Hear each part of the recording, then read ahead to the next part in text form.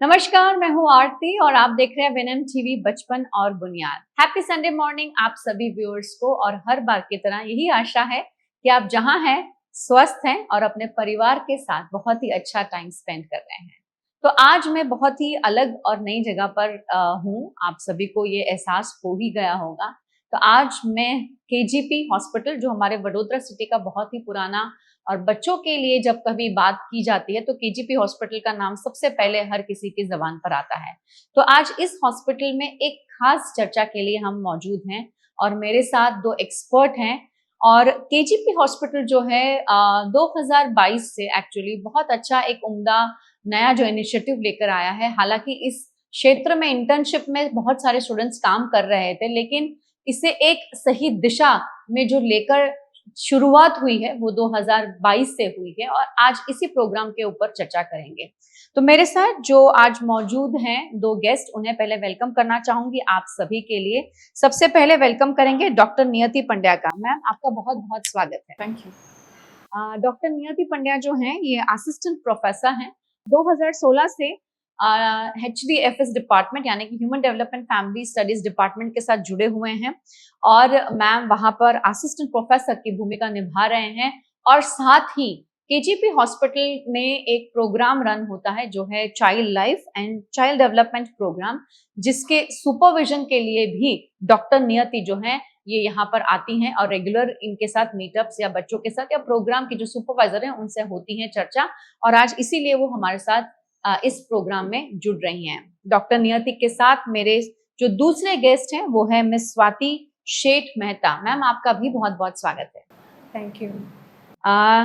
Miss Swati जो हैं ये भी बेसिकली इन्होंने जो पढ़ाई की है वो ह्यूमन डेवलपमेंट फैमिली स्टडीज के बैकग्राउंड से ही है। मैम भी मास्टर्स कर रखा है इन्होंने, और इन्होंने पोस्ट ग्रेजुएशन डिप्लोमा भी कर रखा है गाइडेंस एंड काउंसलिंग में। ये चाइल्ड लाइफ स्पेशलिस्ट हैं केजीपी हॉस्पिटल में, जहां पर चाइल्ड लाइफ और चाइल्ड डेवलपमेंट प्रोग्राम जो है ये रन कर रही हैं। और पिछले 2020 से मैम इस प्रोग्राम के साथ एसोसिएटेड हैं। तो चलिए, आप दोनों का ही बहुत बहुत स्वागत है हमारे इस स्पेशल एडिशन में, जहां हम एक बहुत ही स्पेशल प्रोजेक्ट के और प्रोग्राम के बारे में आज हमारे ऑडियंस को बताना चाहेंगे, अवेयरनेस क्रिएट करना चाहेंगे। क्योंकि मैंने जब 2020 में इस टॉपिक पे बात की थी, जिनकी ये शुरुआत है, जिनकी एक पहल है, उनसे तब ऑनलाइन बात हुई थी। और ये प्रोग्राम बहुत ही इंटरेस्टिंग है और आई थिंक इसकी बहुत ही पॉजिटिव फीडबैक भी है और बच्चों के ऊपर इसका बहुत अच्छा जो प्रभाव पड़ा है, आज उस पर बात करेंगे। सबसे पहले जुड़ना चाहूंगी स्वाति जी आपसे। आपसे जानना चाहूंगी कि जो child life and child development program जो काशिबा में जो केजीपी हॉस्पिटल में चल रहा है, उस बारे में थोड़ी सी डिटेल्स अगर आप हमारी ऑडियंस को दें। चाइल्ड लाइफ और चाइल्ड डेवलपमेंट प्रोग्राम यहाँ पे काफी सालों से चल रहा है। इसका मेन ऑब्जेक्टिव ये है कि जो बच्चों को एक नॉर्मल एनवायरनमेंट मिलना चाहिए हॉस्पिटल में, ना कि डर या स्ट्रेस जो जनरली बच्चों को मिलता है। जैसे ही डॉक्टर के पास जाओ तो बच्चों को लगता है कि नहीं, अभी तो मुझे सुई लग जाएगी, तो एक डर पैदा होता है। तो वो कम करने का पूरा कोशिश हम कर रहे हैं, जिसके अंतर्गत ये कार्यक्रम, जैसे ये program child life and child development program हम फॉलो कर रहे हैं यहाँ पे।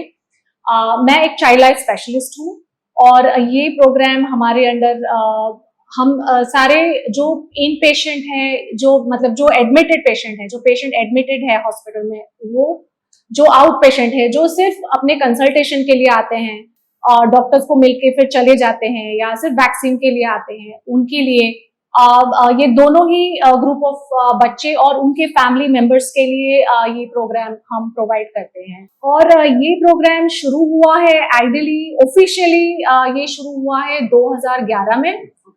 इनको ये प्रोग्राम जो जिन्होंने एस्टैब्लिश किया है, जिन्होंने इनिशिएट किया है, वो है डॉक्टर प्रीति देसाई मैम, जो मेरे मेंटर रह चुके हैं, अभी भी हैं। मैं उनके साथ कॉन्स्टेंटली इंटरैक्ट करती रहती हूँ, उनसे आइडियाज लेती हूँ, वो मुझे गाइड करते हैं।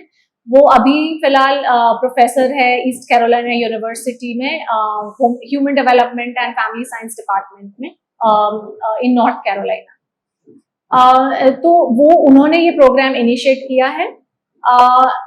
जब 2011 में वो यहाँ आई थी तो उन्होंने यहाँ के trustees doctor Jagdish Patel sir से मिले और उनको बताया कि वो एक फंडिंग प्रोग्राम ऑर्गेनाइज करना चाहती हैं उनके वहाँ पे यूएस में, और उनकी जो कम्युनिटी के उनके फ्रेंड्स एंड नेबर्स हैं उनसे वो पैसा कलेक्ट करके ये प्रोग्राम पूरा यहाँ पे इनिशिएट करना चाहती हैं। तो वो पैसा वो चाहती थी कि जो भी एम्प्लॉयड हो यहाँ पे ये प्रोग्राम रन करने के लिए उसमें यूज हो जाए।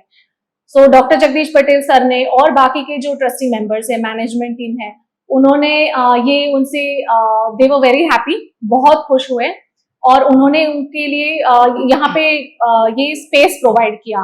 तो स्पेस सबसे पहले इज वेरी इंपॉर्टेंट। सो उनसे ये बड़ा मेजर अचीवमेंट था कि ये स्पेस हमें मिला, और फिर उन्होंने जो फंडिंग लेके आए उससे ये प्रोग्राम उस वक्त शुरू हुआ था और अभी हम आगे प्रोग्राम लेके जा रहे हैं। पर इसके प्रायर टू दिस, इससे पहले 2011 से पहले human development and family studies department जो एमएस यूनिवर्सिटी में है, उनके काफी दिग्गज प्रोफेसर्स जैसे डॉक्टर इंदिरा माल्या हैं और डॉक्टर जीशा शास्त्री जी हैं, इन्होंने भी बहुत उनका इन्वॉल्वमेंट रहा है इस प्रोग्राम में। जब आप बात कर रहे थे प्रीति मैम की, तो मैं अपनी ऑडियंस को बताना चाहूंगी कि ये एक ट्रू एग्जाम्पल है कि जब इंसान अपनी कंट्री से, अपने देश से किस तरह से जुड़ा रहना चाहता है। मतलब जो पढ़ाई की है, जो पढ़ाया है, और चाहे यहाँ से वो फॉरेन में गए हैं, वहाँ के भी लोगों को इसमें अवेयरनेस क्रिएट हो रही है, या वहाँ से जो नया सीख रहे हैं वो कहीं ना कहीं जब उन्हें लगता है कि ये बहुत अच्छा काम कर रहा है, तो वापस उसे अपने देश में लाना, अपने देशवासियों को देना, अपने बच्चों को गिफ्ट करना प्रोग्राम, ये बहुत बड़ी बात है। प्रीति मैम, आई एम श्योर आप हमें देख रहे हैं और हम बहुत ही प्राउड फील करते हैं जब कभी भी आपकी बात आती है, हमेशा आपका जिक्र होता है। और जहां उन्होंने इंदिरा मैम की बात की या जिगिशा मैम की बात की, ये सभी अपने अपने क्षेत्र में एक्सपर्ट्स हैं और बहुत ही उम्दा ये काम कर रहे हैं इतने सालों से। और आज भी जब बात बच्चों की आती है और एक फोन कॉल जब इन्हें किया जाता है, तो हमेशा एक जो बड़ी सी स्माइल के साथ आपको एक जो सजेशन है या फीडबैक है या गाइडेंस जो उनसे मिलता है ना, वो काबिले तारीफ है। तो हम सही में धन्य हैं, हम तीनों ही उस डिपार्टमेंट के हिस्से रह चुके हैं। और मैम तो अभी भी जुड़े हुए हैं as an assistant professor, ma'am भी कहीं ना कहीं जुड़े हुए हैं। लेकिन बहुत अच्छा लगता है, बहुत प्राउड फील होता है जब डिपार्टमेंट इतना उम्दा काम कर रहा है और ऐसी कोई स्पेस क्रिएट की है जो बच्चों के लिए फायदेमंद है। आप डेफिनेटली रिलेट कर पाएंगे, क्योंकि हमारे भारत में बच्चे को इंट्रोड्यूस किया जाता है डॉक्टर के साथ और डर के साथ। बच्चा हमेशा कुछ गलत करता है तो कहते हैं कि चलो आपको डॉक्टर के पास सुई दिलवाने ले जाते हैं। तो हॉस्पिटल में डॉक्टर को मिलने से पहले ही एक डर का जो माहौल बच्चे के दिमाग में बैठ जाता है, तनाव जो बैठ जाता है, वो जो माहौल है उस तनाव को कम करने के लिए जो क्रिएट किया है स्पेस, इतना हैप्पी स्पेस है, इतना कलरफुल स्पेस है। जरूर जब भी आपको मौका मिले तब आइए काशिबा हॉस्पिटल में। वैसे अगर किसी को मिलने आ रहे, नहीं मिलने आ रहे, but as a human development family studies background से अगर आप अपने आप को आप वहां पर हैं, और नहीं भी हैं तो अपने आसपास में अगर जो भी बच्चे हैं और आपको लगता है कि कहीं ना कहीं इस कंसेप्ट की जरूरत पड़ सकती है, और डेफिनेटली पड़ रही है, बट बात वो होती है कि नीड है पर उस पे काम कौन करता है। बातें बहुत होती हैं पर यहाँ पे काम हो रहा है, और इसीलिए ये प्रोग्राम को आप सभी के साथ आज हम शेयर कर रहे हैं। डॉक्टर नियति आपसे जुड़ेंगे और मैं जानना चाहूंगी, जैसे मैम ने केजीपी हॉस्पिटल का रोल बताया, उनका रोल के बारे में उन्होंने बात की, आपसे जानना चाहूंगी कि डिपार्टमेंट इस प्रोग्राम में क्या योगदान दे रहा है। तो department of human development and family studies में काफी चर्चा और एफर्ट्स रहे हैं सालों से। लाइक आपने से बोला, स्वाति ने बताया, हमारे वहाँ डिपार्टमेंट में टीचिंग और रिसर्च के साथ साथ एक बहुत ही इंटीग्रल कंपोनेंट है फील्ड वर्क और आउटरीच का। क्योंकि हम मानते हैं कि अगर थियोरीज हम पढ़ाएं कि हर एज ग्रुप को कैसे समझना है, क्या उनकी जरूरतें होती हैं, क्या चैलेंजेस होते हैं, क्या स्पेसिफिक कैरेक्टरिस्टिक्स होते हैं, लेकिन हम उनको मौका ना दें कि सच में ग्राउंड लेवल पर लोगों के साथ काम करना है, अलग अलग सेटिंग में काम करना है, तो उस अनुभव के लिए और उस ऑन फील्ड ट्रेनिंग के लिए हम फील्ड वर्क का इस्तेमाल करते हैं। तो वैसे हम अलग अलग एजेंसीज में अलग अलग एज ग्रुप्स के साथ काम करते हैं, जहां हमें लगता है कि स्पेशल सर्कमस्टांसेस हैं। उस हिसाब से हम हमेशा से हॉस्पिटल को एक स्पेशल सर्कमस्टांस मानते आए हैं बच्चों के लिए, और एक वल्नरेबल सिचुएशन, क्योंकि यहाँ पे रोज जैसा नहीं है। यहाँ पे जैसे आपने बोला डर है, ऐसा माहौल है, नेगेटिव एसोसिएशंस हैं, तो नॉर्मलाइज करने के लिए हम हमारे आउटरीच में इसका कंपोनेंट रखते हैं। और फील्ड वर्क के थ्रू और भी चीजें आती हैं, जैसे ये जो प्ले रूम है जो आप देख रहे हैं, ये ऐसा नहीं था पहले, तो हमने टॉय ड्राइव किया है थ्रू फील्ड वर्क। हमारे स्टूडेंट्स ने टॉय ड्राइव स्पॉन्सर्स डोनर्स किए हैं, रिसोर्स बिल्डिंग किया है, जैसे कोपिंग स्ट्रैटेजीज की बुकलेट हो तो हम बताएं फैमिलीज को कि किस तरीके से बच्चों को सपोर्ट करना है, क्या चीजें आप कर सकते हैं, जो तनाव भरे एनवायरनमेंट में पेरेंट्स भी भूल जाते हैं अक्सर। तो उस हिसाब से रिसोर्सेज बनाना हमारे स्टूडेंट्स करते हैं। और साथ साथ में अब रिसर्च की और एडवोकेसी की ओर थोड़ी हमने कदम बढ़ाए हैं। हम चाहते हैं कि थोड़ी विजिबिलिटी मिले, हम चाहते हैं कि लोग समझें कि इसकी अहमियत क्या है, और दूसरे हॉस्पिटल्स में थोड़ा हमारा वेलकम हो कि हाँ ये जरूरी है बच्चों के लिए, और ऐसा प्रोग्राम बच्चों के लिए होना चाहिए। और आपने जब बच्चों की और पेरेंट्स की बात की, मुझे लगता है एज अ स्टूडेंट जब मैं चाइल्ड डेवलपमेंट डिपार्टमेंट के साथ या human development family studies department के साथ जुड़ती हूँ ना, या किसी को बताती हूँ कि भाई मैं इस डिपार्टमेंट का हिस्सा हूँ, तो लोगों के दिमाग में सिर्फ एक ख्याल आता है कि अच्छा ये प्रोग्राम करने के बाद तो आप सिर्फ टीचर ही बन सकते हो। तो वो जो एक कहीं ना कहीं एक मिथ मैं कहूंगी जो जुड़ी हुई है कि इस डिपार्टमेंट के बच्चे जो हैं स्टूडेंट्स है वो यही क्षेत्र में काम कर सकते हैं, पर ऐसा नहीं है। आई थिंक ये इतना बढ़िया क्षेत्र है, और आई थिंक हॉस्पिटल्स में काम करना as a child development expert या स्पेशलिस्ट ये बहुत बड़ी बात है, और बच्चों को इनसे बेहतर कोई और समझ नहीं सकता है। तो आई थिंक ये बहुत बढ़िया इनिशिएटिव है, और केजीपी ने तो उठाया ही है इसका, मतलब 2011 से जब आपने कहा कि इसकी शुरुआत हो, उससे पहले भी काफी सारा काम हुआ है, बट वो तभी हुआ है क्योंकि यहाँ के जो भी ट्रस्टीज हैं या जो भी पैनल मेंबर्स हैं उन्होंने इसको जाना, इसको समझा, और वो इम्पोर्टेंस जब समझ में आई और उन्हें लगा क्योंकि बच्चों के लिए ये बहुत ज्यादा जरूरी है। और जैसे आपने कहा कि बहुत वल्नरेबल फील करते हैं बच्चे जब आते हैं हॉस्पिटल्स में, और इवन पेरेंट्स मैं तो कहूंगी, क्योंकि जब मेजर सर्जरीज की बात आती है तो किसी भी पेरेंट को बहुत ही बुरा धक्का लगता है, और उसमें से उसे बाहर निकलना, बच्चे को संभालना और ये सभी चीजों को, प्रोसीजर्स को भी फॉलो करना, ये बहुत बड़ी बात है। और आज के जमाने में मेंटल स्ट्रेस वैसे ही बहुत ज्यादा है, और उसमें इसका भी स्ट्रेस, और अगर वो काम आपका कोई कम कर सकता है तो वो है ऐसे चाइल्ड लाइफ और चाइल्ड डेवलपमेंट प्रोग्राम्स। इसीलिए आज इस पर चर्चा कर रहे हैं, और बार बार मैं इस पे आपको बोलती रहूंगी कि प्लीज प्लीज प्लीज अगर आप किसी हॉस्पिटल का हिस्सा हैं तो इस प्रोग्राम के बारे में जरूर सोचिएगा। और स्वाति जी, आपसे मेरा प्रश्न ये है कि ये जो child life and child development program है ये कैसे काम करता है केजीपी में, अगर आप थोड़ा सा ऑडियंस को बताएं। जैसे मैंने बताया पहले कि हमारा ऑब्जेक्टिव ये है कि बच्चों में जो डर, फैमिलीज में जो डर है हेल्थ केयर इंस्टीट्यूट को लेके या डॉक्टर्स को लेके या मेडिकल स्टाफ को लेके, उसको कम करना है और एनवायरनमेंट नॉर्मलाइज करना है। दूसरा इम्पोर्टेंट थिंग ये है कि एक चाइल्ड राइट्स, अगर आपने सुनी है चिल्ड्रंस राइट्स, यूएन कॉन्वेंशन में जो चिल्ड्रंस राइट की बात होती है तो एक सेक्शन हेल्थ केयर के बारे में भी है। तो बच्चों का भी ये हक बनता है कि वो जाने कि उनकी बॉडीज के साथ क्या होने वाला है। बच्चे अगर पूछते हैं तो हमारा एज एन एडल्ट ये रिस्पॉन्सिबिलिटी बनती है कि हम उनको बताएं कि, और ऑनेस्ट सच्चाई बताएं कि ये चीज होने वाली है। तो बच्चों को ये हमेशा क्यूरियोसिटी रहती है कि ये हमारे साथ बहुत कुछ हो रहा है पर हमें कुछ पता नहीं चल रहा है। फिर होता ये है कि वो बच्चे या तो माँ बाप से और पेरेंट्स और डॉक्टर के बीच की कॉन्वर्सेशन को एब्जॉर्ब कर लेते हैं, तो फिर वो उनका अपना ही एक कॉन्सेप्ट बना लेते हैं कि मेरे साथ ये XYZ चीज जो भी है वो होने वाला है, पर उनको एक क्लैरिटी नहीं होती है।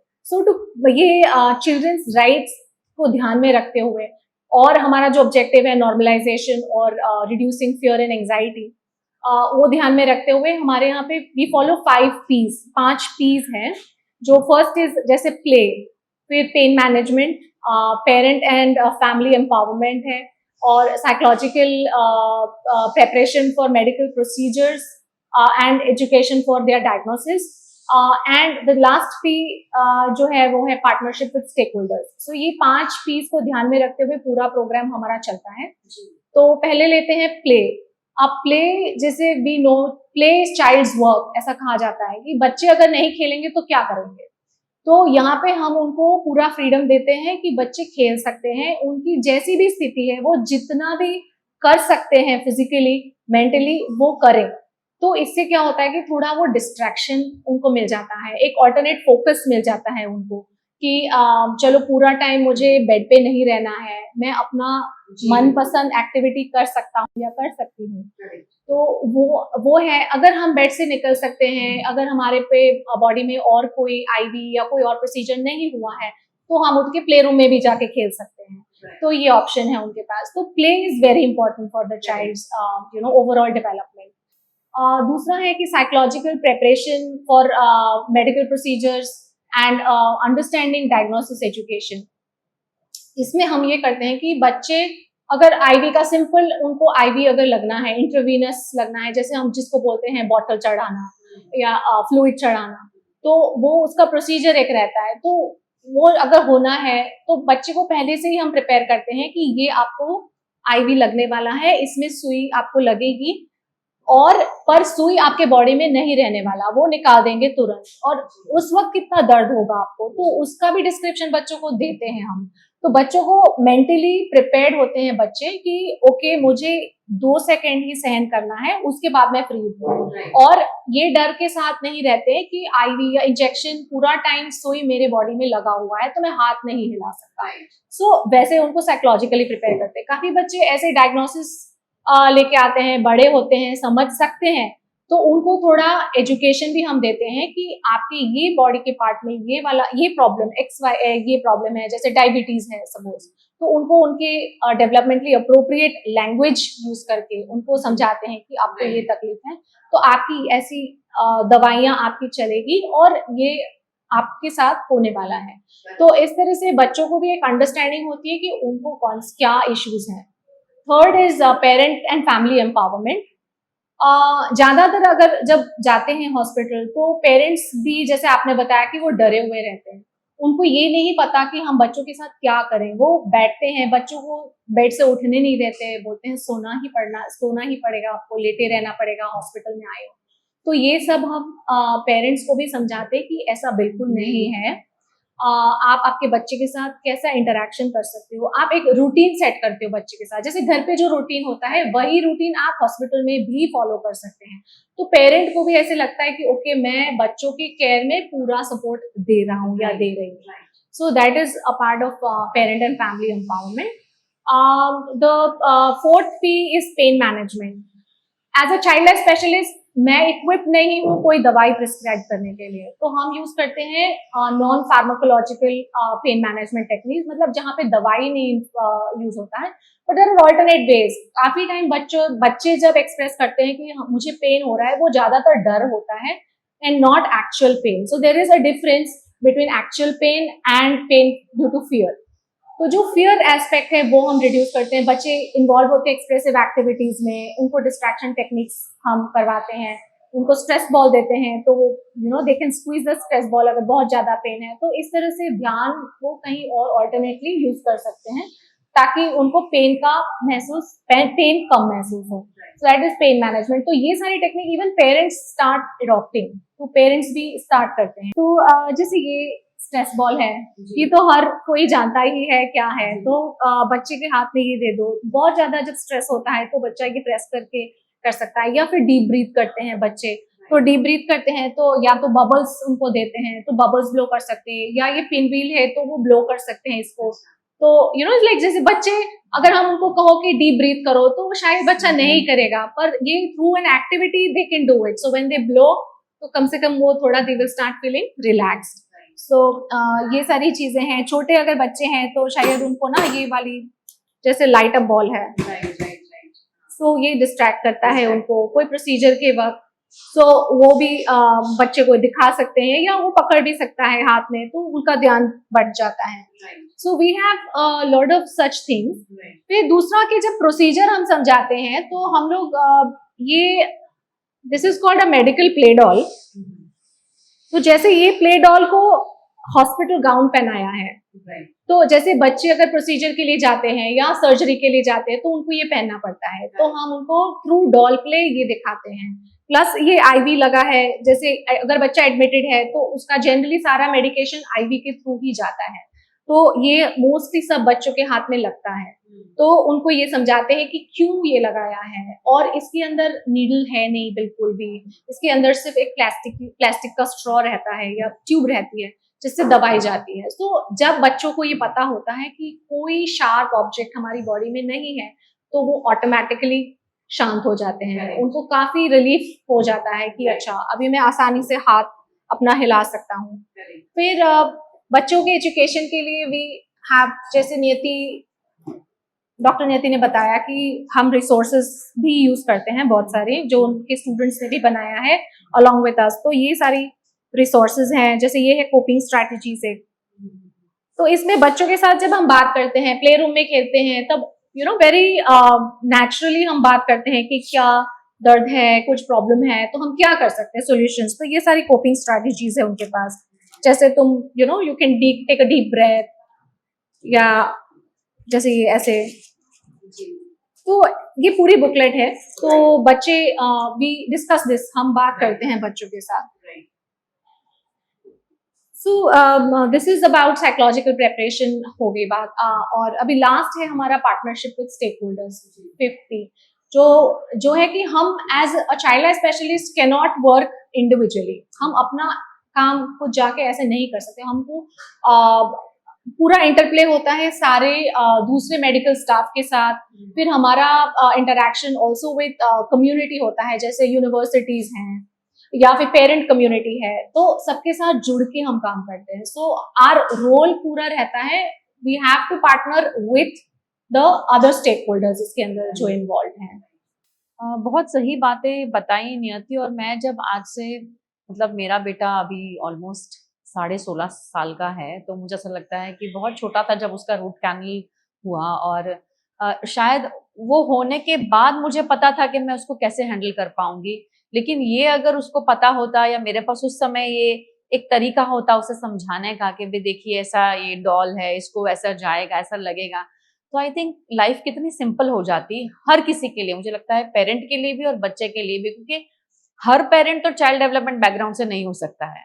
और एज अ लेमैन पेरेंट खुद भी बहुत ही डरा हुआ होता है, घबराया हुआ होता है, जैसे मैंने पहले कहा।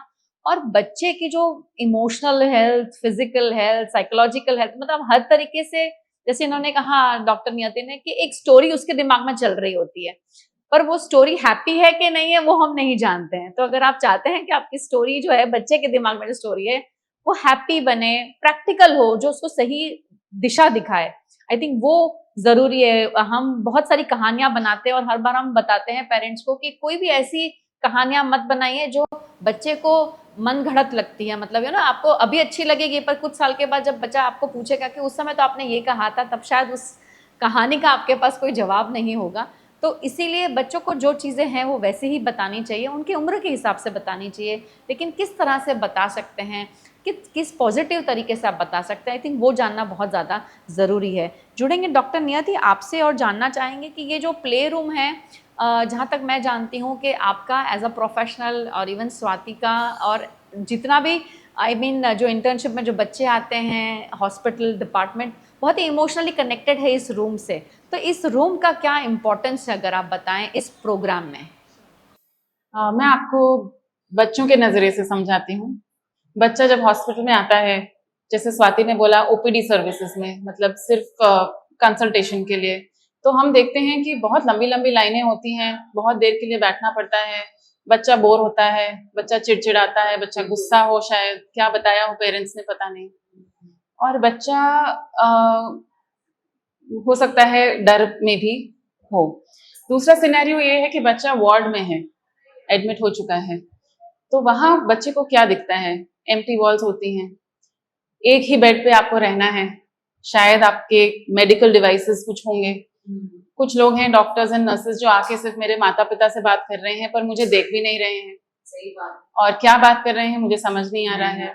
तो उस एनवायरनमेंट में बहुत लॉस ऑफ पावर महसूस होता है, लॉस ऑफ रूटीन महसूस होता है, और घबराहट बढ़ती है बच्चे की। जो उसके रिकवरी के लिए बिल्कुल ठीक नहीं है। उसको ध्यान में रखते हुए वैसे सेटिंग में जब बच्चे के पास एक प्ले रूम हो, जैसे आप देख रहे हैं अभी, इतना वाइब्रेंट है, बच्चा एंटर होते ही खुश होता है कि कलर्स दिख रहे हैं, यहाँ डिस्प्ले पे हमारे मटेरियल्स हैं, मटेरियल्स ऐसे रखे हैं कि बच्चा खुद डिसाइड कर सकता है, रीच कर सकता है कि मुझे ये खेलना है।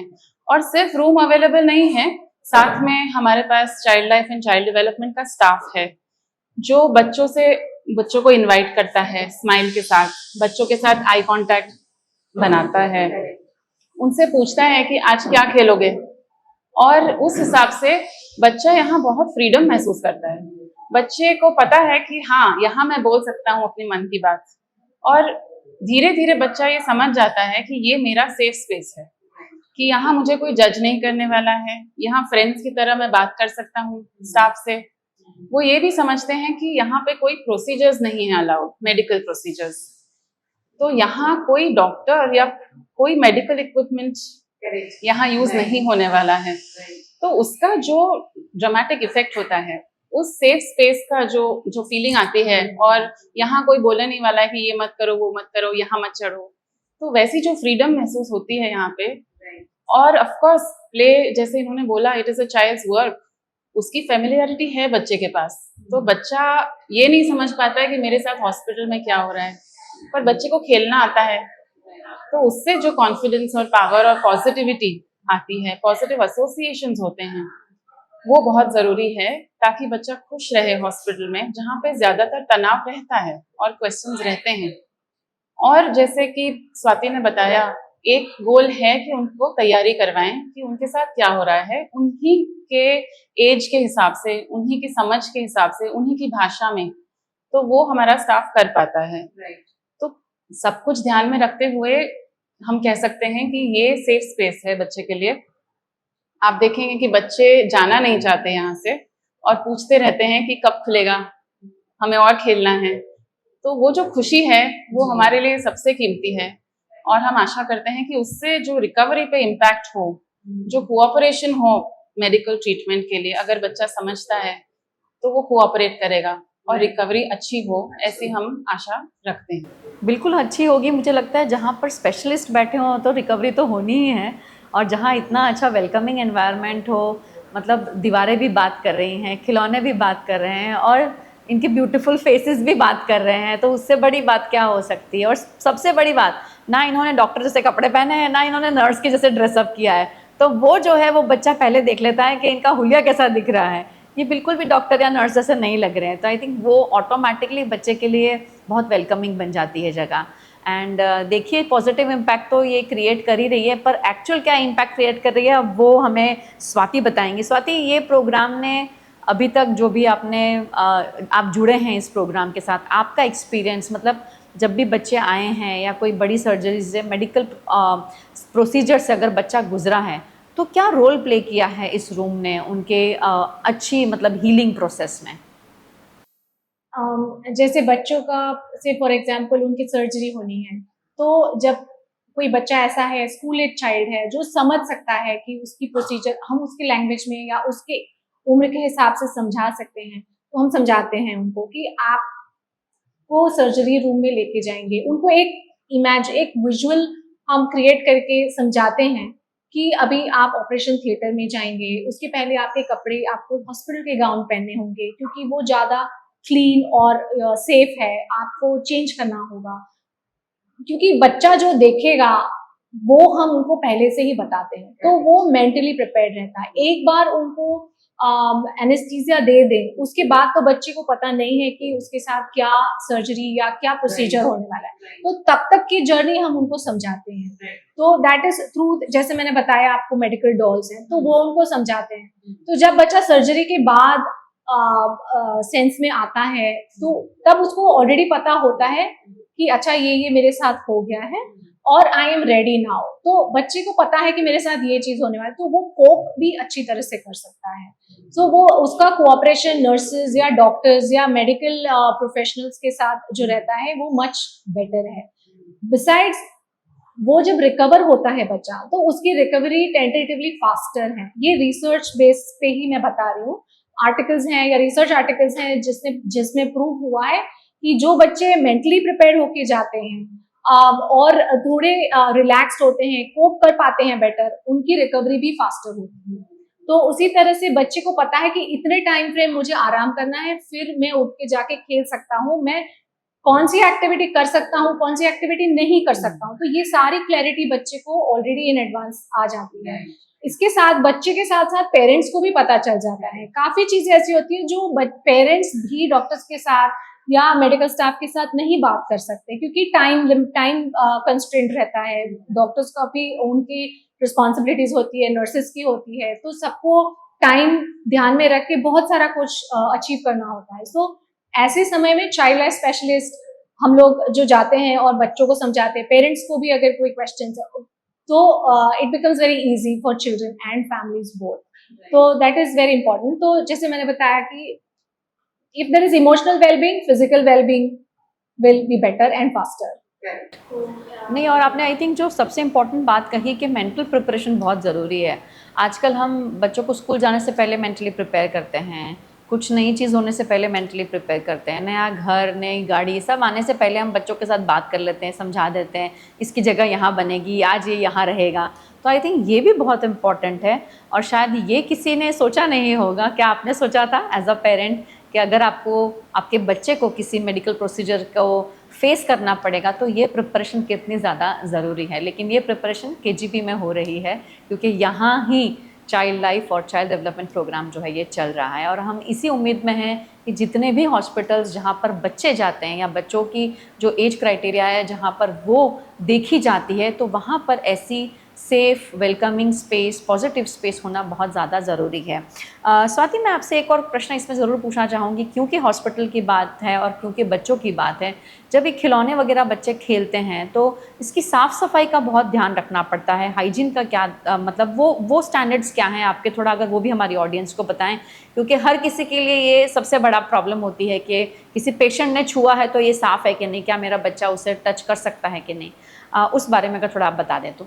एक तो हमारे पास जो भी टॉयज या एक्टिविटीज के लिए हम मटेरियल्स यूज करते हैं वो ऐसे हैं जो हम वॉश कर सकें या कंप्लीटली सैनिटाइज कर सकें।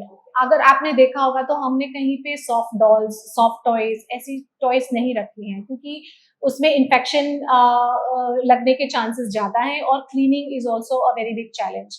तो हमने ज़्यादातर ऐसे टॉयज रखे हैं जिनको हम इजीली सैनिटाइज कर सकें।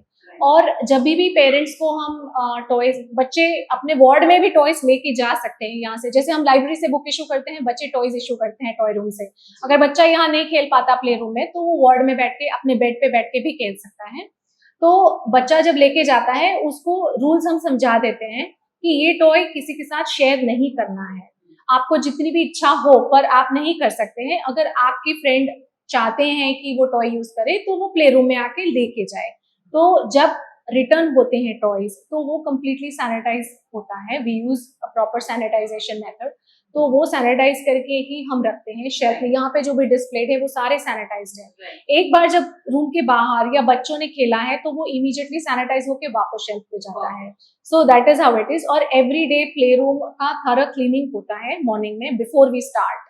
या और जाने मतलब बिफोर वी क्लोज इसकी प्रॉपर सैनिटाइजेशन भी होती है। राइट। और जिस तरह से ओपीडी के टाइमिंग्स वगैरह होते हैं, क्या इसके भी कुछ समय है कि ये पूरा दिन चलता है? ओपीडी जनरली डॉक्टर के कंसल्टेशन आवर्स पे चलता है। सो उस वक्त बच्चे प्ले रूम में आके खेल सकते हैं।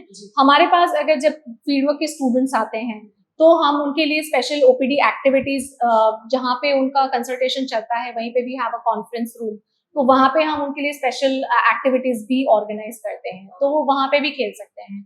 And if they have time अगर है उनके पास तो वो ऊपर आके प्ले रूम में भी खेल सकते हैं। वैसे प्ले रूम के टाइमिंग्स हैं तो जनरली कंसल्टेशन के वक्त प्ले रूम इज अवेलेबल, उनके लिए खुला रहता है। तो अगर आप में से कोई भी सोच रहा है कि अगर आपको अपने बच्चे को किसी भी मेडिकल ट्रीटमेंट के लिए केजी पे लेके आना है, तो ये सभी जो भी इंफॉर्मेशन है वो सब आपके लिए है। तो इसे बाकायदा अपने पास रखें, अपने साथ रखें, और बाकी जितने भी लोग हैं आपके आसपास जो कम्युनिटी है, क्योंकि बच्चा तो हर घर में, हमेशा मैं कहती हूँ, इसे प्लीज सर्कुलेट करें ताकि हर बच्चे को इसका फायदा मिल सके। क्योंकि हम बड़ों के लिए भी बहुत मुश्किल है जब हमें अगर कोई कह दे कि डेंटिस्ट का अपॉइंटमेंट है या डेंटल ट्रीटमेंट करवानी है या कोई भी और मेडिकल प्रोसीजर करना है, तो हम खुद भी बहुत डर जाते हैं और एक ही चीज दिमाग में चलती है कि क्या हमें एनेस्थीसिया दिया जाएगा कि नहीं, क्या हमारे ऊपर जाकर ये चीजें की जाएंगी कि नहीं। तो डर जो है वो हर किसी के मन में रहता है जब भी डॉक्टर्स का नाम आता है। तो इसके लिए इस पे काम करना, इस पे बात करना, मेंटली प्रिपेयर करना बहुत ज्यादा जरूरी है। तो बच्चे हैं तो ये चीजें बहुत इजी हो सकती हैं अगर आपके पास ऐसी कोई स्पेस आसपास आपके हॉस्पिटल में है जहां भी आप अपने बच्चे को ले जाते हैं। चलिए अब जुड़ते हैं डॉक्टर नियति आपसे, थोड़ा प्रोग्राम के बारे में जानना चाहूंगी। जैसे मैंने पहले भी कहा कि जब HDFS का नाम आता है तो सिर्फ प्री स्कूल एजुकेशन या प्री स्कूल का सेक्टर ही दिखता है सामने कि उसी फील्ड में है जहां ये बच्चे काम कर सकते हैं, पर अब ऐसा नहीं है, बहुत सालों से ऐसा नहीं है। मैं ये जरूर कहूंगी कि ये डिपार्टमेंट के बच्चे अलग अलग क्षेत्र में प्लेसमेंट इनको मिलती है और बहुत उम्दा काम कर रहे हैं। थोड़ा ये बताएं कि जब इस क्षेत्र में बच्चा आता है, चाइल्ड लाइफ प्रोग्राम में आता है एंड चाइल्ड डेवलपमेंट प्रोग्राम में आता है, तो उसे आगे क्या स्कोप है और क्या इसकी कुछ पढ़ाई वगैरह कोई कोर्सेज अवेलेबल हैं, किसी को करना है तो किस तरह से हो सकता है, थोड़ा वो भी अगर ऑडियंस को बताएं। हमारी जो नेशनल एजुकेशन पॉलिसी 2020 आई है उसमें on field experience, internships, skill building और एम्प्लॉयबिलिटी ऐसी चीज़ों का बहुत महत्व बताया गया है। ये जो सारे गोल्स हैं वो फील्ड वर्क आउटरीच के थ्रू मिलते हैं और चाइल्ड लाइफ और चाइल्ड डेवलपमेंट प्रोग्राम में अगर कोई फील्ड वर्क या इंटर्नशिप करने आता है तो उन्हें स्किल बिल्डिंग, एम्प्लॉयबिलिटी का मौका मिलता है। थोड़ा प्रोफेशनल एटिकेट, कैसे एक सेटिंग में अलग अलग प्रकार के लोग होते हैं, डिफरेंट प्रोफेशंस होते हैं, उनके साथ अनुभव मिलता है। और ये जो इंटर्नशिप है या फील्ड वर्क वो रिक्वायर्ड है फॉर हायर एजुकेशन। तो अगर किसी को स्पेशलाइज करना है, क्योंकि अभी UG या PG प्रोग्राम ले लीजिए human development and family studies में, तो आपको ज्यादातर प्ले का महत्व डेवलपमेंट में, special needs, early intervention, including family studies, क्योंकि child life and child development में फैमिली सेंटर्ड केयर एक बहुत बड़ा कंपोनेंट है। तो हम इसको सिर्फ चाइल्ड डेवलपमेंट नहीं कह सकते, इसको ह्यूमन डेवलपमेंट, पूरा लाइफ स्पैन पर्सपेक्टिव है इसमें। तो इसमें अगर कुछ आगे करना है एज अ प्रोफेशन और चाइल्ड लाइफ चाइल्ड डेवलपमेंट में ट्रेनिंग लेनी है तो ये इंटर्नशिप और ऑन फील्ड एक्सपीरियंस बहुत क्रूशियल हो जाता है। और साथ ही इसके आगे अगर हायर एजुकेशन में जाना हो और एक स्पेसिफिक प्रोफेशन की तरह इसको परस्यू करना हो तो फिलहाल इंडिया में इसका कोई कोर्स नहीं है, लेकिन बैकग्राउंड कोर्सेज हम ऑफर करते हैं। और बाहर विदेश में तो चाइल्ड लाइफ प्रोग्राम बहुत ही वेल इंस्टीट्यूटेड है, सारे ही हॉस्पिटल्स में ट्रेनिंग प्रोग्राम्स भी हैं। तो एक स्टूडेंट यहाँ पे इंटर्नशिप या फील्ड वर्क करके आगे जाके वो परस्यू कर सकते हैं। काफ़ी स्टूडेंट्स अब अब्रॉड जाना चाहते हैं। हम चाहते हैं कि इंडिया में भी ये हो और हॉस्पिटल्स थोड़ा हमें अलाउ करें, सपोर्ट करें और हमें इंटर्नशिप्स, फील्ड वर्क एक्सपीरियंसेस देने दें ताकि हम एम्प्लॉयबिलिटी भी बढ़ाएं इंडियन हॉस्पिटल्स में। जैसे लास्ट 2 साल से हम ये कर पाए हैं कुछ हद तक, और KGP चिल्ड्रंस हॉस्पिटल ने बहुत सपोर्ट किया है हमें। तो हमारे पास पहले सिर्फ एक चाइल्ड लाइफ स्पेशलिस्ट थी, फिर काम देख के और नीड महसूस करके हॉस्पिटल ने हमारे साथ कोलैबोरेट करके चाइल्ड लाइफ असिस्टेंट की पोजीशन भी लगाई है, जिससे कि इतने बड़े हॉस्पिटल में पूरा चाइल्ड लाइफ प्रोग्राम रखना एक पर्सन के पर ना हो, लेकिन we have child life assistants. तो उस हिसाब से 2 साल से हमारे स्टूडेंट्स यहाँ आ रहे हैं, दे आर बीइंग एम्प्लॉयड, और ऐसे ही हम होप करते हैं कि दूसरे हॉस्पिटल्स भी मौका दें और इसको सपोर्ट करें। डॉक्टर नियति, मैं तो ये कहूंगी कि हमारा डिपार्टमेंट ही ये कोर्स अब चलाए क्योंकि इसकी बहुत ज्यादा जरूरत है। और मैं ये भी कहूंगी कि जब इंसान के लिए एक ढांचा बन जाता है ना, चाहे फिर वो डॉक्टर हो, इंजीनियर हो या कोई भी गवर्नमेंट सेक्टर की बात कर लें, वो ढांचे से कुछ अलग करना बहुत मुश्किल हो जाता है। और शायद वो सोच में बदलाव लाने की जरूरत है, क्योंकि अगर आप मेडिकल प्रोफेशन को देखें तो चीजें ऐसी ही होनी चाहिए, बट ऐसी ना होते हुए अगर हम बच्चों की बात करें या फैमिलीज की बात करें तो कौन सी चीज किसके लिए बेहतर बन सकती है, हम ऐसा क्या कर सकते हैं कि जब जिस चीज के लिए मतलब जिन जिन टारगेट ग्रुप को हम मिलते हैं, जो ऑडियंस है हमारी, उनके अच्छे बेनिफिट के लिए, उनकी वेलबींग के लिए, पूरे कम्युनिटी के लिए एट अ लार्ज हम क्या वैल्यू ऐड कर सकते हैं, आई थिंक उस पर भी गौर फरमाना बहुत ज्यादा जरूरी है। तो अगर केजीपी चिल्ड्रन हॉस्पिटल ये कर सकता है तो हर कोई कर सकता है, ऐसा मुझे लगता है। हाँ, तकलीफ होती है एंड आई एम श्योर उन लोगों ने भी फेस की होगी। और जैसे उन्होंने कहा कि ये जो फंडिंग जो आप चीजें देख रहे हैं उसको लाने के लिए प्रीति मैम ने जो एक इनिशिएटिव उठाया है, ये बहुत बड़ी बात है। हाँ, उस पे ऐसे ही इनिशिएटिव्स अगर हम भी चाहें, क्योंकि बदलाव लाना है, सबको उंगली उठानी है जब गलती होती है, बट चेंज लाने के लिए बहुत कम लोग काम करते हैं। तो जब कोई चेंज लाने की कोशिश करता है तो तकलीफ तो होती है, मुश्किलियां भी आती हैं, लेकिन अगर ऐसे लोग जब इकट्ठे हो जाते हैं जो किसी के अच्छे के लिए काम करते हैं ना, तो आई थिंक मुझे नहीं लगता कि उन्हें कोई भी पीछे होल्ड कर सकता है। वो गाड़ी हमेशा चुक चुक करके आगे निकल ही जाती है। तो आप सभी का सपोर्ट इसमें बहुत ज्यादा जरूरी है। जैसे उन्होंने कहा कि यहाँ पे बहुत सारी चीजें, खिलौने जो हैं, उन्होंने टॉय ड्राइव वगैरह की है। अगर आप लोगों को लगता है कि आपके पास बच्चे हैं, आपके घर में बहुत सारे खिलौने हैं, बच्चे बड़े हो गए हैं, खिलौने टूटे हुए नहीं हैं, अच्छी कंडीशन में है, सबसे पहली बात, तो प्लीज प्लीज प्लीज आप हमसे जुड़े, हम आपको यहाँ जुड़ाएंगे। बाकी अदरवाइज अगर आप चाहते हैं कि आप केजीपी हॉस्पिटल के साथ, केजीपी चिल्ड्रन हॉस्पिटल के साथ जुड़ना चाहते हैं डायरेक्टली और आके यहाँ पे टॉयज या बुक्स डोनेट करना चाहते हैं, तो प्लीज कीजिए, क्योंकि अल्टीमेटली बच्चों के काम आएगी ये सब चीजें। और इसी बहाने हमारे बच्चे भी सीख लेंगे कुछ बातें कि भाई हमारे पास बहुत कुछ है, तो कुछ दे देने से, किसी के मुंह पे वो मुस्कुराहट लाने से बहुत फर्क पड़ सकता है। और शायद हमें ग्रैटिट्यूड डे, काइंडनेस डे मनाने की जरूरत नहीं पड़ेगी, ये रोज ही हमारे परिवार में होगा, इससे हमारे दिनचर्या का हिस्सा बन जाएगा। अगर ये छोटी छोटी एक्ट्स हम उनके साथ करेंगे तो बहुत फायदा होगा। आप दोनों ही गेस्ट का बहुत बहुत शुक्रिया आज हमारे साथ जुड़ने के लिए। जाते जाते एक छोटा सा मैसेज जरूर आप दोनों से लेना चाहूंगी। सबसे पहले स्वाति, अगर आप ऑडियंस को बताएं कि क्या मैसेज देना चाहेंगे। एक सबसे इम्पोर्टेंट मैसेज ये मैं देना चाहूंगी कि इमोशनल वेलबींग को भी प्रायोरिटी में रखना चाहिए। ऑलवेज फिजिकल हेल्थ तो हम देते ही हैं, बच्चा चल रहा है, हंस रहा है, घूम रहा है, ठीक है, but emotional and mental health is very very important even in children. और चिल्ड्रंस राइट्स को ध्यान में रखते हर बच्चे को ऑनेस्टली बताना चाहिए कि उसके साथ क्या तकलीफ है और हम उसको मिलके कैसे लड़ सकते हैं। और फाइनली ये कि हर पीडियाट्रिक हेल्थ केयर सेंटर या पीडियाट्रिक हेल्थ केयर हॉस्पिटल्स में एक position for a child life specialist या साइकोसोशल केयर वर्कर का एक पोजीशन मैंडेटरी होना चाहिए, so then we are covering entire all round development of the child.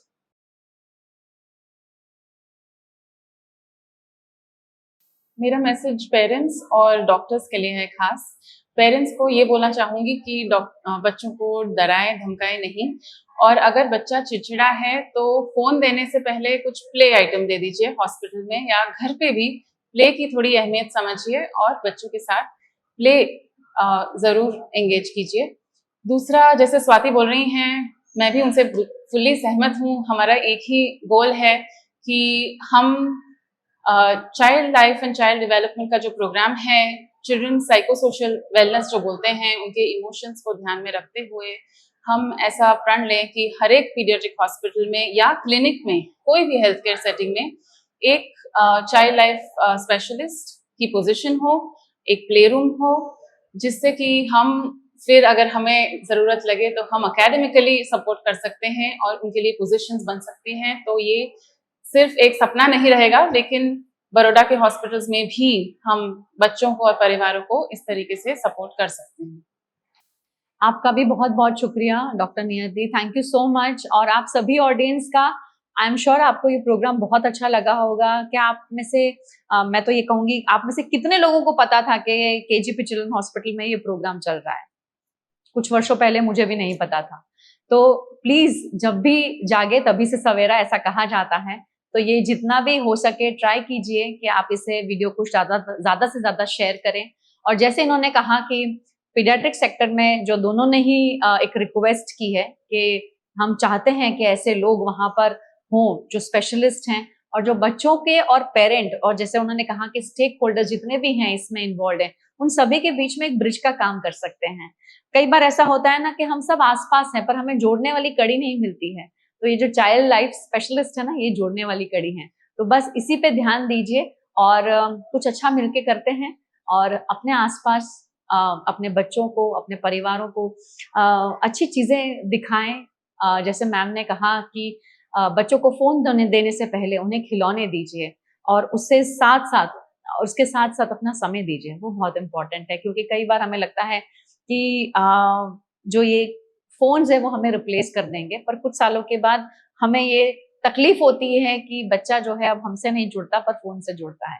तो देने की गलती जो है वो हमने ही की है, तो वो ना करते हुए चलिए बच्चों को मिलकर अपने साथ रखिए, उनसे बातें कीजिए, उनके साथ समय व्यतीत कीजिए, खेलिए, टॉयज दीजिए, और ऐसे जितने भी कार्यक्रम हो रहे हैं अपने घर में उसकी चर्चा कीजिए। क्या पता 10वीं 11वीं 12वीं में पढ़ने वाला आपका बच्चा कल उठकर चाइल्ड लाइफ स्पेशलिस्ट बनना चाहे, पर उसे पता ही नहीं होगा तो कैसे बन पाएगा। तो ये जो बातें हैं, ये चर्चाएं हैं, अपने परिवार में प्लीज कीजिए। और आप लोग जहां हैं स्वस्थ रहें, सुरक्षित रहें, और इसी तरह हमसे जुड़ने के लिए सबसे बड़ा काम आपको जो करना है वो है बचपन और बुनियाद का जो चैनल है उसे सब्सक्राइब कर लेना है और इस वीडियो को लाइक और शेयर करना है। Thank you so much.